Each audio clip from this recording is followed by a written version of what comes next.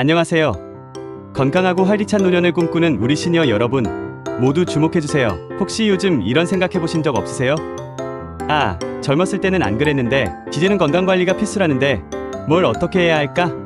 이런 고민은 아마 저뿐만 아니라 많은 분들이 공감하실 거예요. 우리나라는 2025년에 초고령 사회로 진입한다고 하죠. 그만큼 우리 시니어들의 건강이 국가적으로도 엄청 중요한 과제가 되고 있고요. 단순히 오래 사는 것을 넘어 건강하게 오래 사는 건강 수명에 대한 관심이 그 어느 때보다 뜨겁습니다. 그런데 막상 건강관리를 시작하려고 하면 정보는 너무 많고 뭐가 나한테 맞는 건지 어떤 정보가 진짜인지 헷갈리셨죠?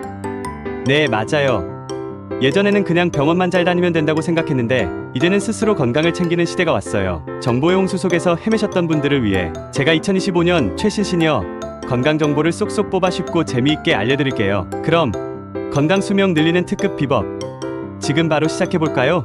우리 시니어 건강관리에 있어서 가장 기본 중의 기본, 바로 식습관입니다. 먹는 것이 고나다라는 말처럼 무엇을 어떻게 먹느냐가 정말 중요해요. 나이가 들수록 신체 기능이 저하되고 면역력이 약해지기 때문에 젊을 때보다 훨씬 더 세심한 영양관리가 필요하답니다. 먼저 짜게 먹는 습관은 이제 안녕.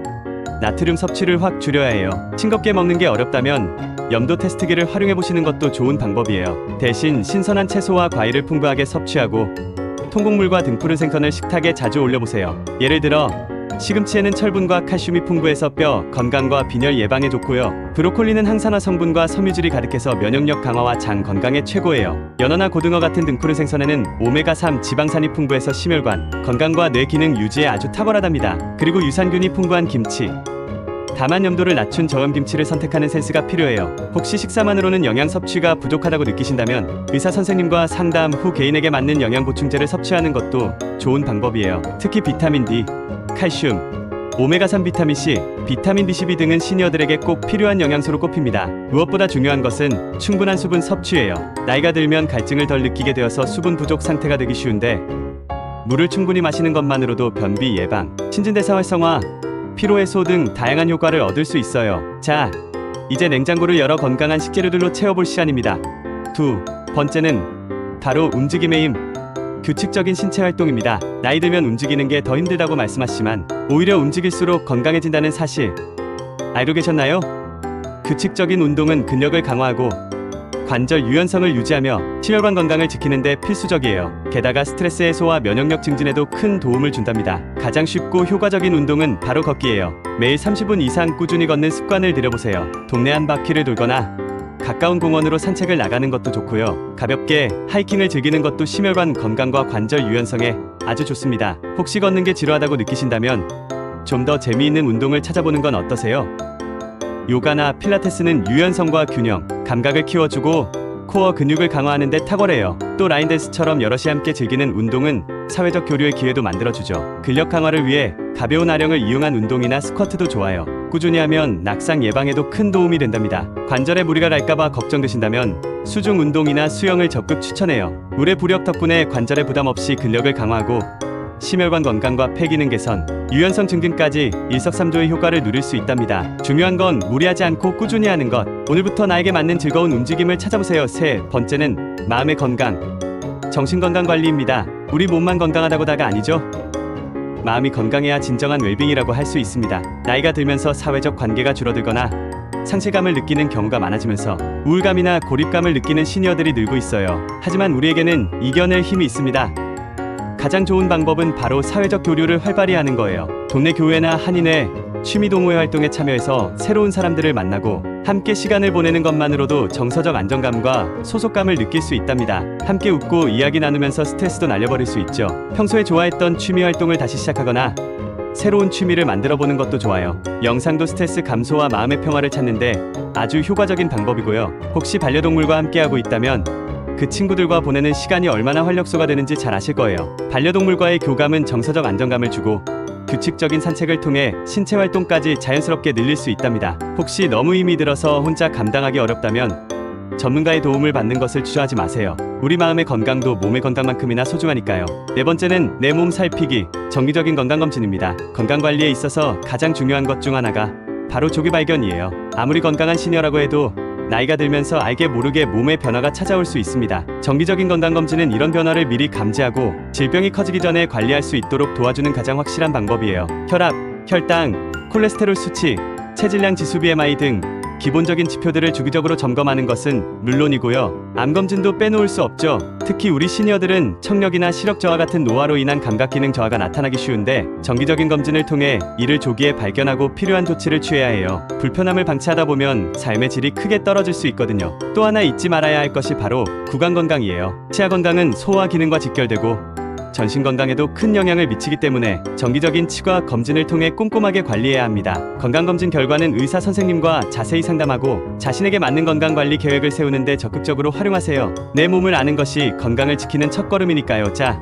여기까지는 전통적인 건강관리법이었다면 이제는 2025년의 최신 건강 트렌드를 알아볼 시간입니다. 요즘은 기술 발전 덕분에 건강관리가 훨씬 더 스마트해지고 편리해졌다는 사실. 첫 번째는 바로 디지털 헬스케어의 활용 증가입니다. 스마트폰 앱이나 스마트워치 같은 디지털 기기를 활용해서 건강을 관리하는 시니어들이 점점 늘고 있어요. 걸음수나 심박수 같은 기본적인 정보를 실시간으로 확인할 수 있는 것은 물론이고 식단 관리 앱을 활용해서 영양 섭취를 기록하고 분석하거나 약 복용 알림을 설정하는 등 다양한 기능을 활용할 수 있죠. 유튜브 같은 온라인 플랫폼에서 신뢰할 수 있는 건강 정보를 찾아보고 전문가들의 강연을 듣는 것도 매우 흔해지고 있습니다. 이제 건강 정보도 손안에서 쉽게 찾아볼 수 있는 시대가 된 거예요. 두 번째 트렌드는 비대면 의료의 활성화입니다. 이제 병원에 직접 가지 않고도 집에서 편안하게 진료를 받을 수 있는 시대가 왔어요. 비대면 진료가 제도권 내에서 활성화되면서 특히 거동이 불편하거나 병원이 멀리 있는 시니어들에게 큰 도움이 되고 있습니다. 혈압이나 혈당 같은 측정치를 집에서 직접 재서 의료진에게 실시간으로 전송하고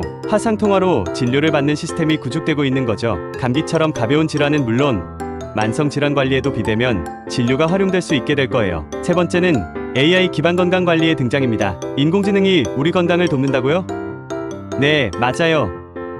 AI 기반 진단 기술이 일상화되면서 질병을 사전에 예측하고 조기 진단을 가능하게 하고 있습니다. 예를 들어 AI 챗봇이 환자의 증상을 분석해서 응급 상황인지 아닌지를 판단해주거나 복약 알림과 복용, 이력 관리까지 자동으로 해주는 시스템이 개발되고 있어요. 덕분에 우리는 더욱 스마트하고 효율적으로 건강을 관리할 수 있게 된 거죠. 하지만 여기서 잠깐, 아무리 좋은 기술이라도 사용법이 복잡하거나 우리 시니어들에게 익숙하지 않으면 무용지물이 될 수 있겠죠?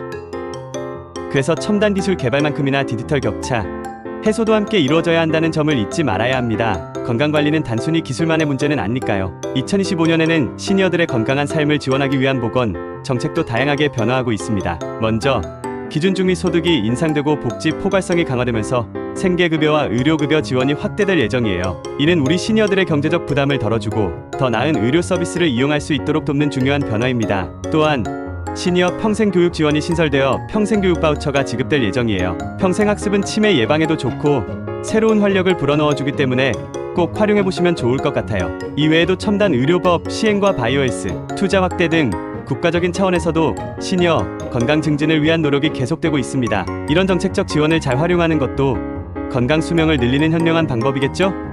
그리고 우리 시니어들을 위한 맞춤형 서비스와 환경도 점점 더 발전하고 있습니다. 혹시 시니어 케어 토털 플랫폼에 대해 들어보셨나요? 병원, 집, 요양시설을 연계해서 개인의 건강 정보를 통합적으로 관리해주는 플랫폼이에요. 덕분에 의료 기록이나 복용 약물 정보를 여러 곳에 일일이 설명할 필요 없이 한눈에 확인할 수 있게 되어서 훨씬 편리하고 안전한 건강 관리가 가능해질 거예요. 또 도심 접근성과 교통망을 중심으로 한 시니어 주택 모델도 주목받고 있어요. 나이가 들어도 내가 살던 곳에서 편리하게 생활하며 이동의 자유를 누리고 이웃들과 교류할 수 있는 환경이 중요하니까요. 마지막으로 지역사회 기반 노인 돌봄 서비스도 확충되고 있습니다. 통합재가 기관이나 재택의료센터가 늘어나면서 집에서 편안하게 돌봄 서비스를 받을 수 있는 기회가 더욱 많아질 거예요. 이렇게 우리를 위한 시스템이 점점 더 촘촘해지고 있다는 사실 든든하지 않으신가요? 자, 이제 대망의 마지막입니다. 이 모든 것을 종합했을 때 가장 중요한 것은 무엇일까요? 바로 건강하게 나이 들기, 즉 웰에이징을 위한 우리 스스로의 꾸준한 노력입니다. 질병관리, 영양섭취, 신체활동, 정신건강관리 등 다방면에서 웰에이징을 실천하는 인구가 늘고 있고 우리 시니어들에게 맞춤형 프로그램을 제공하는 곳도 점차 많아지고 있어요. 중요한 것은 나에게 맞는 방법을 찾고 꾸준히 실천하는 것입니다. 키단에서는 단순당, 정제 곡물, 트랜스 지방 섭취를 줄이고 채소와 과일, 통곡물 등 푸른 생선 등을 골고루 섭취하는 한국식 MIND 식단을 실천하는 것이 좋아요. 그리고 꾸준한 운동과 스트레스 관리, 그리고 주변 사람들과의 활발한 교류를 통해 몸과 마음의 건강을 함께 돌보는 것이 중요하겠죠. 물론 첨단 기술의 도움을 받는 것도 좋지만 기술에만 의존하기보다는 우리 스스로 능동적으로 건강을 관리하려는 자세가 필요합니다. 마지막으로 혹시 간병을 하고 계신 가족분들이 있다면 그분들의 정신건강도 꼭 함께 챙겨주세요. 간병 과정에서 가족 간의 정서적 고통이나 갈등이 생길 수도 있거든요. 가족 돌봄자의 정신건강 보호 및 지원 체계 마련도 정말 중요하답니다. 자, 어떠셨나요? 2025년 최신 시니어 건강 정보 쏙쏙 머리에 들어오셨나요? 오늘 알려드린 정보들이 우리 시니어 여러분의 건강 수명을 늘리고 활기찬 노년 생활을 보내시는데 큰 도움이 되기를 바랍니다. 건강은 건강할 때 지키는 것이 가장 현명한 방법이라는 것 잊지 마세요. 다음에도 더 유익하고 재미있는 정보로 찾아올게요. 건강하세요.